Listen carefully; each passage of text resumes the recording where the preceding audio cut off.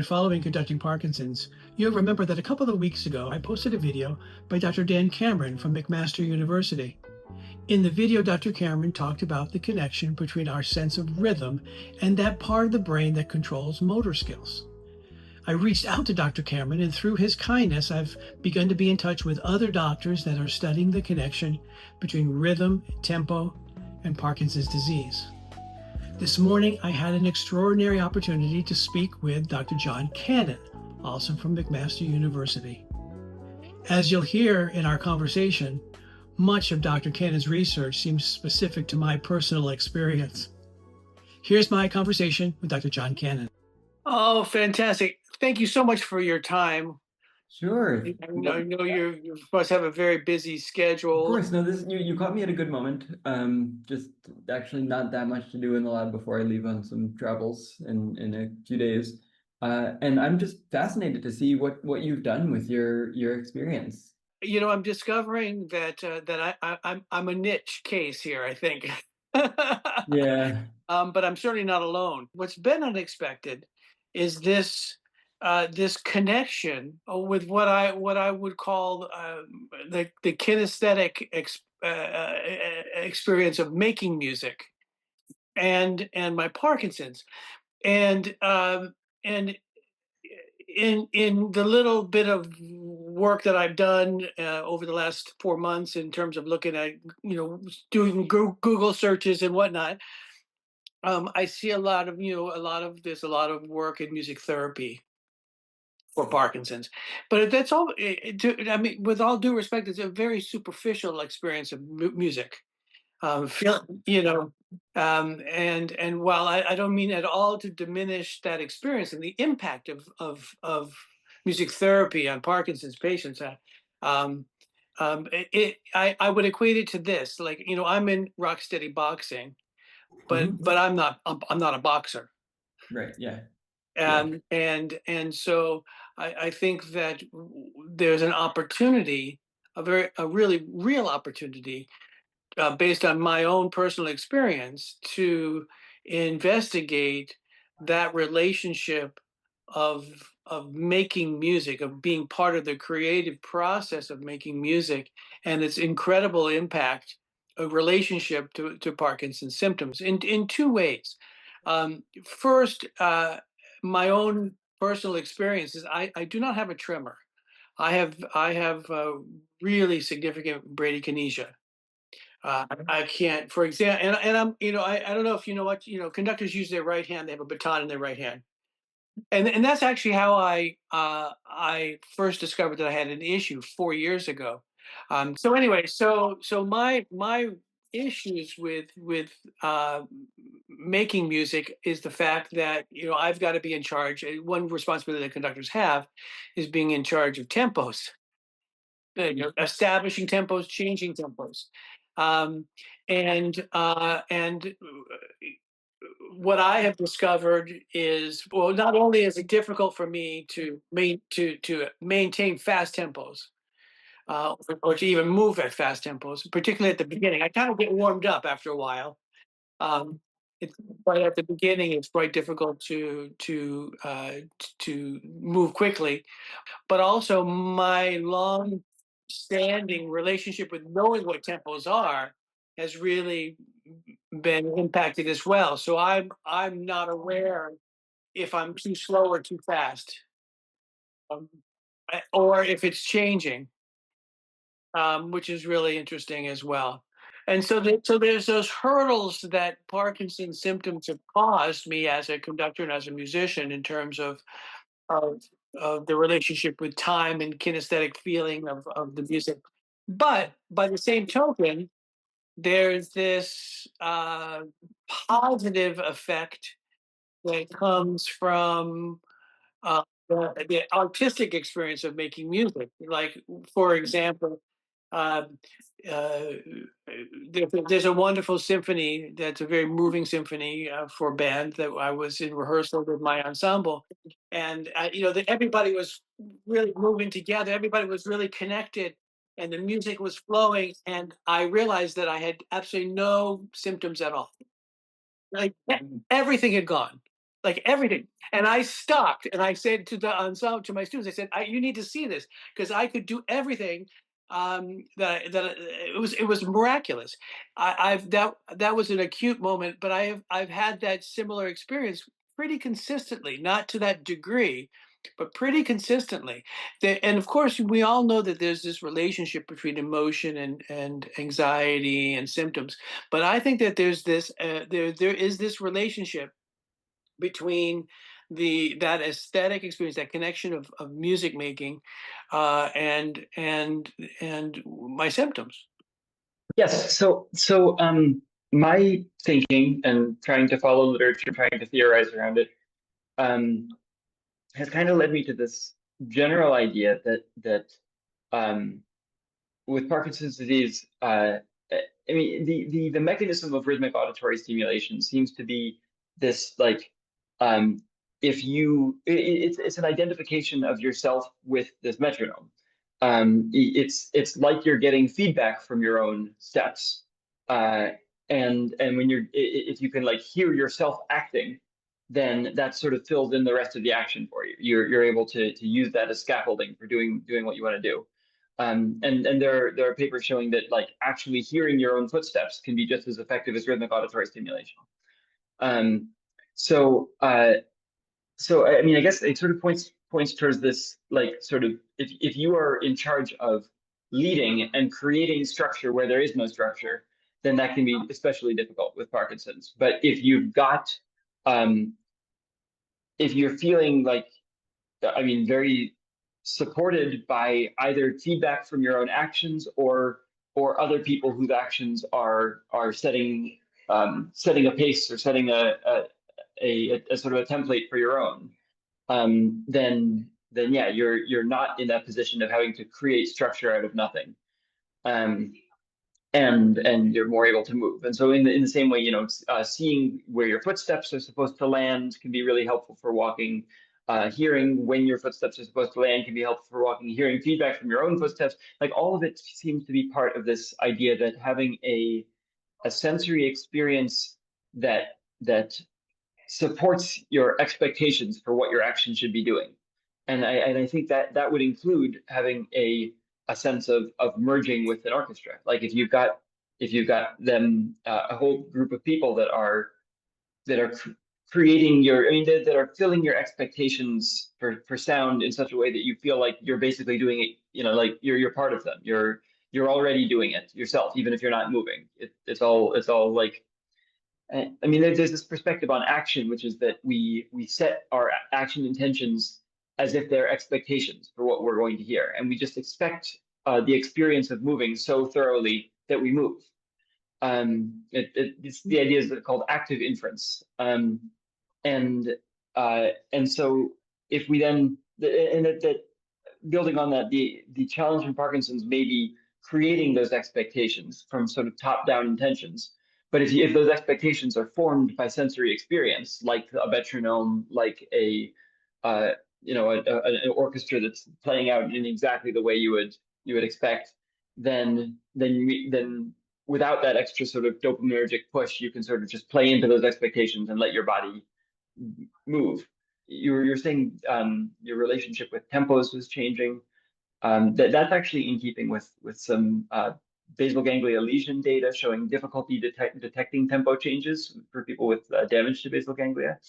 Um, uh, I have a model right now of the effects of tonic dopamine depletion that would suggest, and I'm actually thinking about doing this experiment in the coming year, that uh, people with Parkinson's, if they're entrained to a metronome or are moving along with music in some way, are going to be more responsive to tempo changes because they're sort of doing less work of like creating a tempo themselves. They'll be more susceptible to those external influences, Right. um, which is often considered like a strength in a way, depending on your role in the music. If you're the drummer or the conductor, you don't want to be especially responsive to the sound of somebody changing tempo.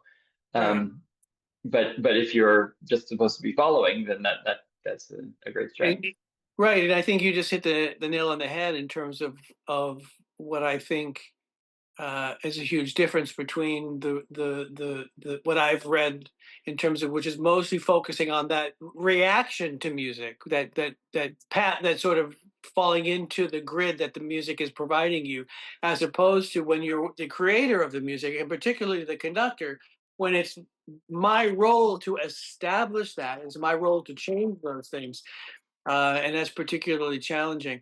But I now use a metronome. I always have a metronome on my stand as a reference, just to keep myself honest. And I work hard. It's interesting, and I'm not the only conductor that does this, but I have discovered that other conductors with Parkinson's, I now practice conducting. Along with a recording of that's close to the tempos that I take, so I practice that kind of uh, muscle memory, which has really been helpful, particularly in the fact that the music that I conduct for a band is quite contemporary. So we have a lot of what we would call meter changes, and lots of different patterns and whatnot. And so practicing that muscle memory really, really helps a lot. And I also now am developing a set of symbols that I write into my score so that I don't have to think, so I don't have to remember things. So I've begun to, when our there's a section of meter changes, I've developed a set of symbols. So those symbols, I read those symbols, and it lowers my anxiety about having to remember. Well, actually, this time my hand has to go this way, or this time it has to go this way, etc. And that's been really, really helpful as well. Um, but it's what used to be automatic for 30 years is no longer automatic, and so I'm discovering those crutches that I need to be able to continue to do my responsibility. Yeah, and I mean, I think what you're mentioning about anxiety is definitely a big part of the puzzle. But I also think that there is this very generalized responsiveness to external cues, which can be symbolic cues, but also temporal cues. And Ah, that the more like I mean, because I think about the effectiveness of projecting on the ground where you're supposed to step, which people find really helpful. So I mean, I think that anything that can come in through the senses in real time is going to be really helpful. And that like the challenge of creating structure, creating temporal structure out of nothing is sort of like the Achilles heel of somebody with Parkinson's disease. Like that's yeah. So to whatever extent you can provide yourself with structure, whether that's looking at a metronome or looking at a set of symbols mm, as you go. that makes a lot of sense. What's fascinating is that I would say I use a term like warm up. That's like a very musician term to get warmed up, like an athlete. But it absolutely is true for me. Like an hour concert, a half an hour into the concert, I'm much more fluid and things are working much better. In a 2 hour rehearsal, after a half an hour of the rehearsal, things are flowing so much better. Um, and what's interesting, I've said this to many people, that the most common opener for a concert, like you open a concert with an overture, it's always something fast, and that's like the worst timing for me at all. So I'm having to rethink my programming. Yeah. Okay. So I want to actually share.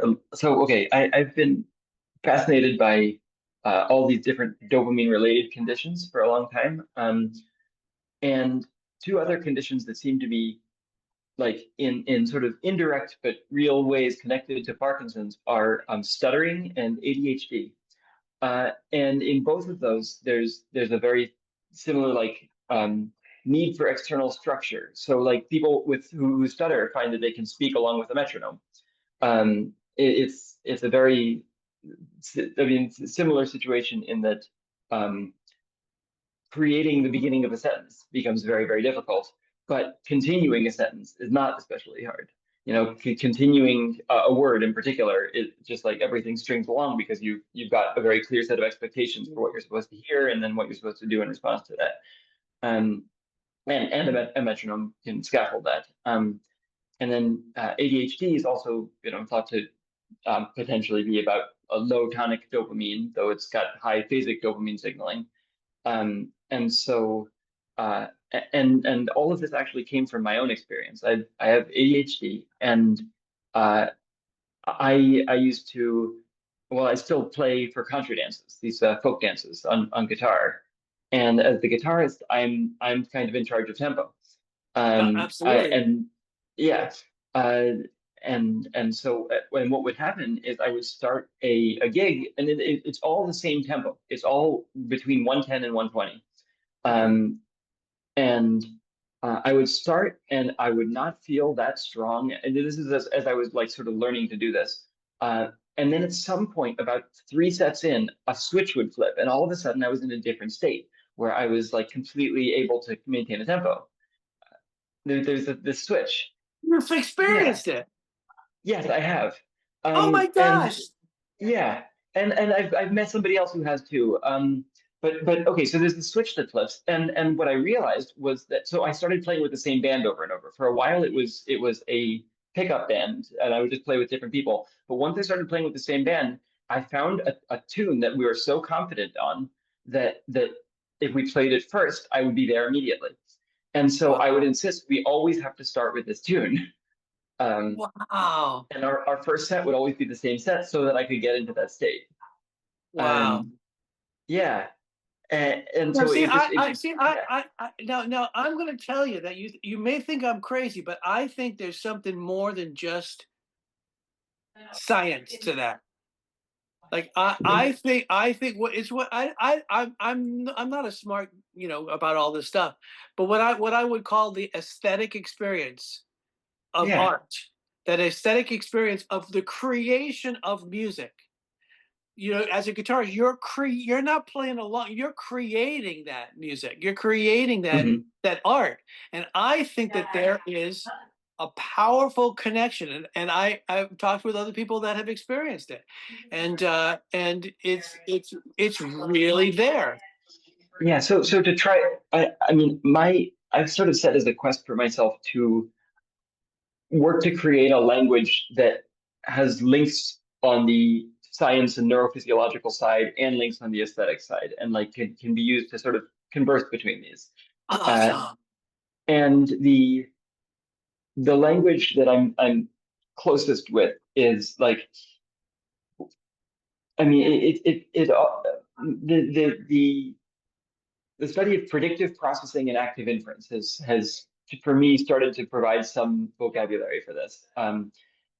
And like it seems to me that it's about how deeply you believe that the thing you're creating is already there. Is you if you've got like if you know that it's like there's nothing without what I'm about to do. What I'm about to do is going to create some a tempo, and that's going to be all there is to work with. It's very hard to do that. But if you are in an experience where you're like, I know exactly what things are going to sound like when I do my thing, you have a very clear set of expectations that are unfolding regardless of your motor commands. It's like it's not that what I do will create the sound. It's that the sound is going to happen, and all I need to do is just keep going. You have a very vivid set of aesthetic expectations, which can be created just by rhythmic patterns, but can also be created by tonal patterns, can be created by whatever holistic thing um, creates this vivid set of expectations for yourself. There is I would love for you to have the experience of giving a gesture and having 100 musicians respond to that gesture in unison, in collaboration. And when like, for example, that really powerful experience I described to you, uh I was not, it's difficult to describe because I was not controlling it, absolutely not, but Yeah, I yeah. was So the sense of agency influenced. is the question. But I had influence on it. Do you understand Hmm. what I mean? It's not Yeah, completely like it's not a loss of self, predetermined. is what you're saying. It's not predetermined. I have influence on it. And there are many conductors who believe they control everything. I believe the conductor does not control everything. I believe that we have, I have a saying that I share with my students. I said, great musicians don't always follow the conductor, but they always pay attention. Mm. But that doesn't mean that they don't follow the conductor. right? There are moments where the musicians follow the conductor. When is the conductor in charge? The conductor is in charge to initiate things and to change things, Hmm. right? Hmm. Um, but that doesn't mean that when they're following within the ensemble that they're not paying attention. So the conductor always does have influence. And Uh-huh. I would say that my most powerful moments over the last year, particularly where I've been really sensitive to these changes, I'm so sensitive to my PD symptoms, that the moments that have been the most profound influence positive on the creative process have been when I have been part of it, not just Okay. not that feeling like it was predetermined and I was along for the ride. Okay, yeah. So you still you retain a sense of yourself as in your agency, yourself as an actor. Um, Yes, definitely. yeah, okay. Um, I mean, are the moments when you initiate and the moments when you try to change something sort of the most difficult? Do those interrupt this aesthetic experience or not? I guess there's two questions here. Oh, that's a great question. Yes. Yes. I will say that without doubt, the moments where I am affecting change are are the moments where yes, where my symptoms are strongest. Those moments of aesthetic experience are not moments where I am super controlling, but rather I feel more influential. What's really interesting is um, before 4 years ago, um, on like for example course evaluations and whatnot, there would be several comments about my tempos being wrong, and I really thought I had like what's going wrong with me. It took a long time to connect the dots. Um, because I just didn't realize it. I would say now that it's in the forefront of my consciousness. Um, I would say that my tempos are much better with even without the metronome, just because, well, for example, I'm making sure that I practice those moments. I'm making sure that I'm really aware. And of course, we use tools to ensure tempos. Like I have tunes, I have melodies in my head that I know are a certain tempo. So I can use that as a tool for making sure that when those tempo changes happen. But in answer to your question, absolutely the moments where um where my symptoms are strongest are moments when I have to initiate and control. Yeah, I think that there's the subjective experience of agency where you feel like you are acting and influential, and then there's actually having to act and influence. There's sort of maybe there's a little Uh, bit of a contrast there. I'm not sure. well, I mean, I don't think it's that black and white. I think it's shades of gray. I would say there's shades of gray Hmm. because I would say that a musician can respond to a for example, if a group of musicians are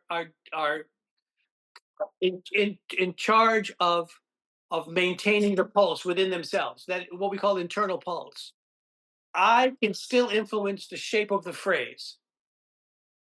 Makes sense. And that's a big deal to be able to influence the shape of the phrase this way, rather than controlling the micro music making. I think that when I would say I'm influential, I would say that I am controlling at a larger level. Yeah, yeah.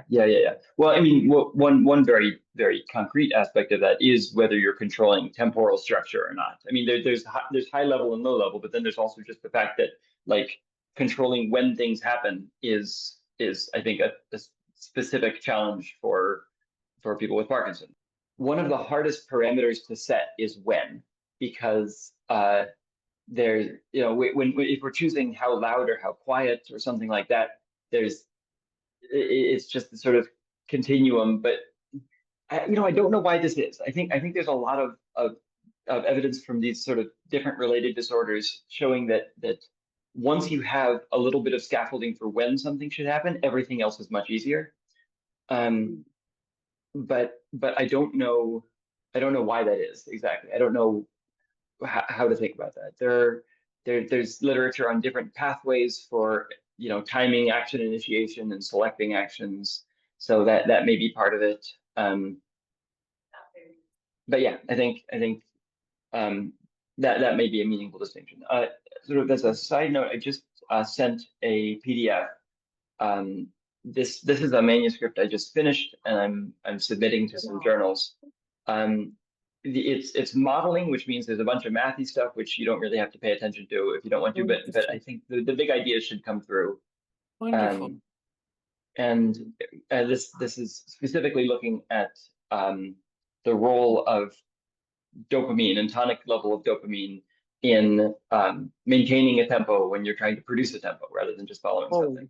oh wow. Um, and then it goes over into following something and how we could sort of model that. But it uses as a jumping off point the idea that that you're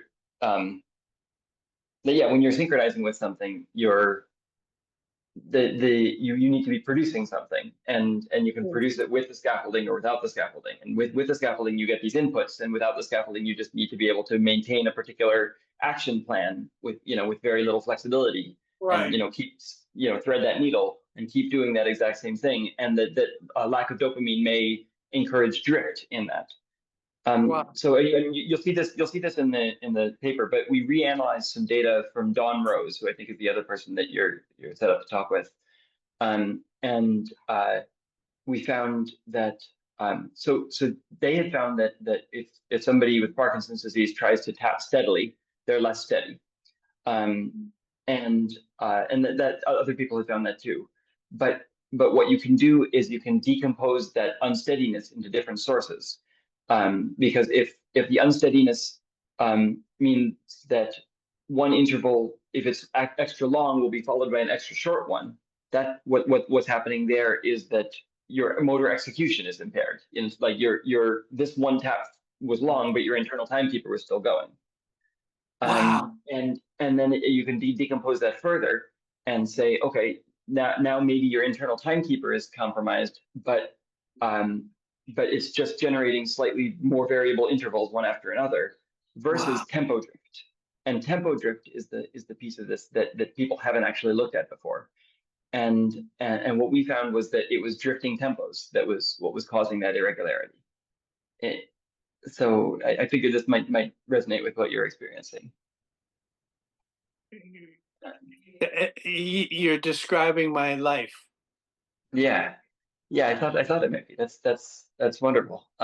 It's great to hear a first person account that supports that, because all we have is this data from anonymous participants where we're like, okay, well, this tapping seems to be, long intervals are followed by long intervals, short intervals by short intervals. But if you're actually experiencing the idea that, and you're trying to produce these steady tempos and running into drift, that's like the best evidence for this model that I can think of.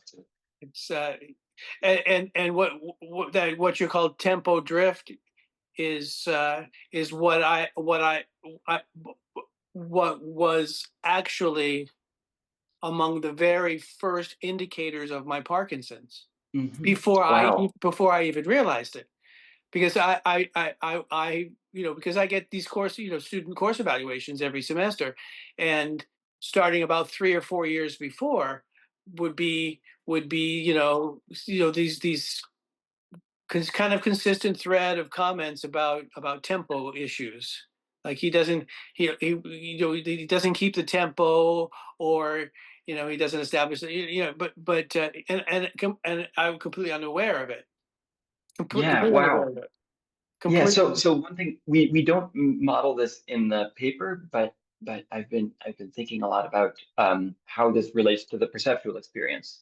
Um and and yeah, I think that um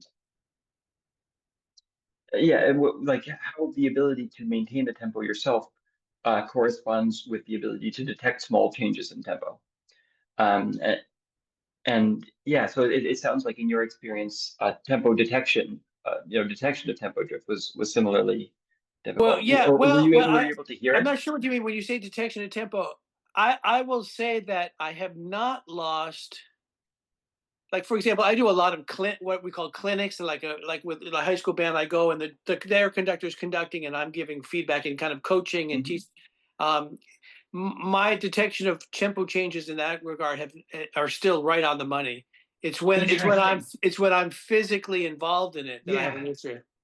Yeah. Okay. So that, I mean, those are two possibilities that I've been entertaining. I haven't really committed to one in this paper, but like the two possibilities are that the overall perceptual detection of tempo changes is impaired, which seems to be the case in a population of people with basal ganglia lesions, but I don't think anyone studied it in Parkinson's.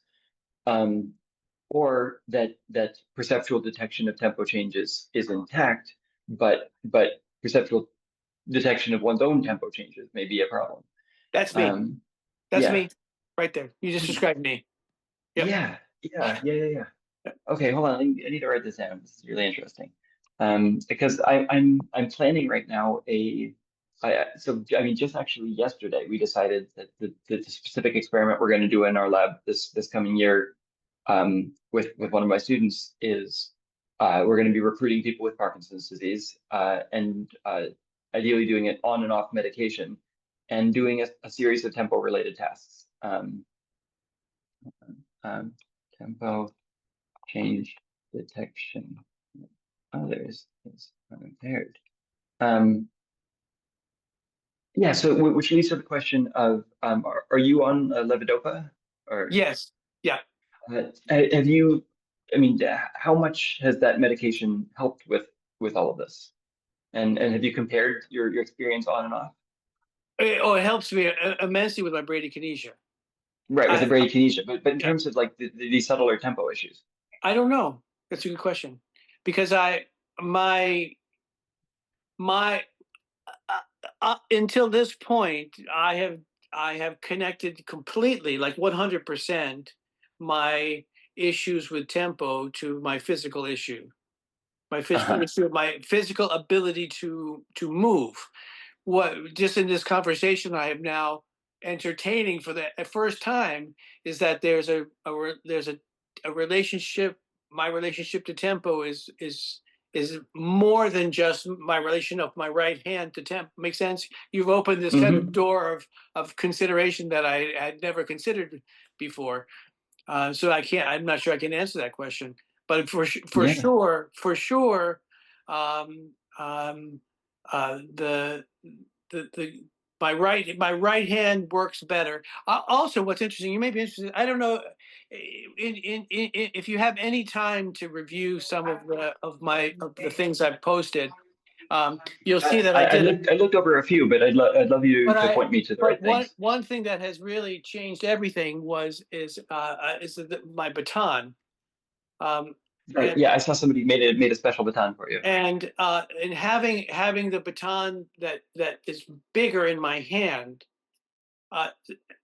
gives me a connection and a dexterity that without a baton I just can't.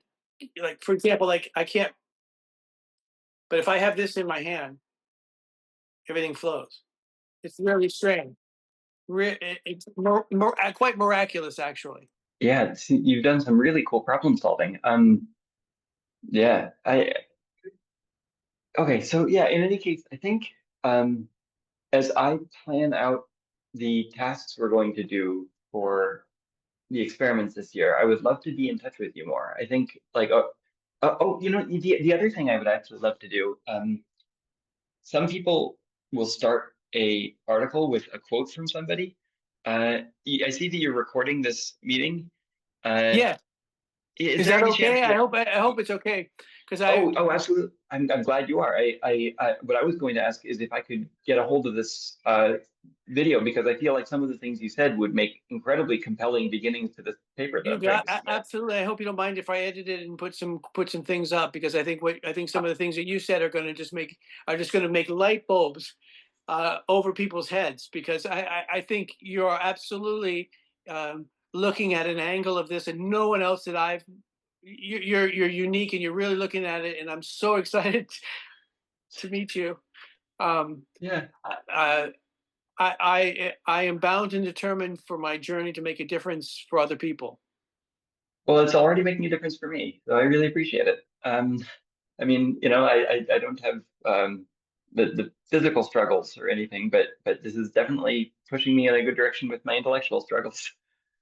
Uh, Fantastic. Fantastic. yeah, Well, to be continued. We'll stay in touch for yeah. sure.